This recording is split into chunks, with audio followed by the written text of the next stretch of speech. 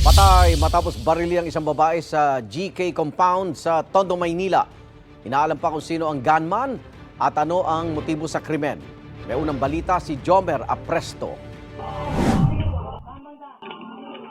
Nagtakbuhan ng ilang residente sa bahagi ng GK compound sa Tondo, Maynila mag-aalas 12 ng hating gabi. Isang babae pala ang binaril sa kalapit na eskinita. Pagpasok ko sa loob, may nakita nga ako nakabulagtan na babae. Tapos tumawag na ako ng pulis. Ang tama niya po sa mukha eh. Kilala raw niya ang biktima sa tawag na alias Rina. Mabilis naman daw nagdatingan ng mga pulis at kinordonan ng lugar. Sabi ng barangay, umikot pa sila sa lugar kagabi at nakausap pa nila ang biktima ilang minuto bago siya binaril.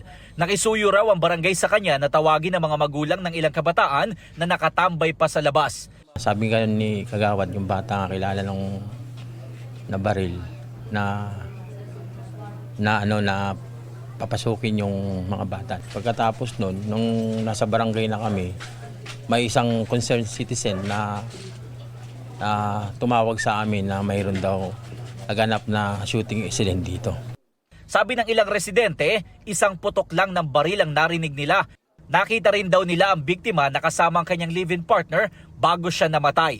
Hindi na raw makita sa ngayon ng barangay ang partner ng biktima. Patuloy ang investigasyon ng Manila Police District para matukoy ang gunman at ang motibo sa pamamaril. Ito ang unang balita, Jomer Apresto para sa GMA Integrated News.